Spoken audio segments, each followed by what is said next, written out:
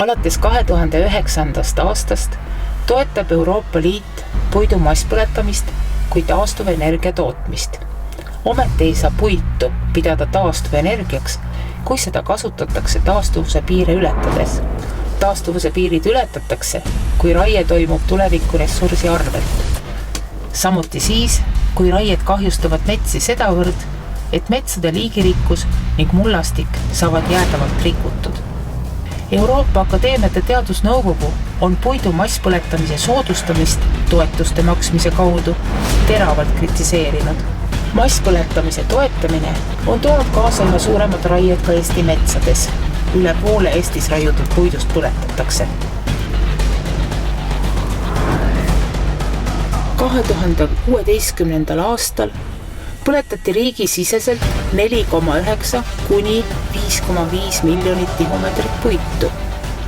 2017. aastal eksporditi Eestist 4 miljoni tihumeetri jagu pelleteid ja hakkepuitu, mis on rohkem kui kolmandik niigi ülisuureks paisutatud raiemahust. Euroopa suurimaks pelletitootjaks on kasvanud Eesti päritolu Graanul Invest, laienedes praeguseks ka Läti ja Leetu.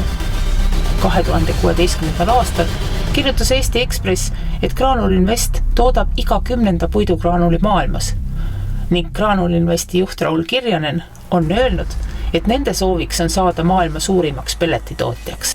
Eesti Vabariik maksab Graanul Investile aga toetuste näol igas kuus 1 miljon eurot otse maksumaksja taskust.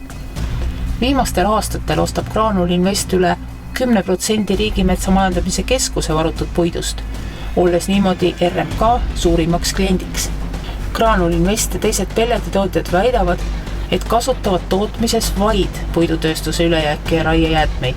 Tegelikult moodustab iga-aastaselt Eesti energeetikas kasutatavast puidust pool ehk 2,5 miljonit tihumeetrit tüvepuit, mis on jäätmetest märksa kvaliteetsem. 2018. aastal andis Eesti Metsa abiks koos oma partnerorganisatsioonidega Euroopast ja mujalt puidu masspõletamist soodustavate toetuste maksmise skeemi Euroopa kohtusse. EMA ja teiste keskkonnaorganisatsioonide teavitustöö tulemusel on Euroopa Liidus hakatud üha rohkem rääkima puidu masspõletamise hävitavatest mõjudest Eesti ja teiste Ida-Euroopa riikide metsadele. Kui eelnev sind kõnetas, siis palun anna oma allkiri pöördumisele, millega nõutakse puidu masspõletamise toetamise lõpetamist.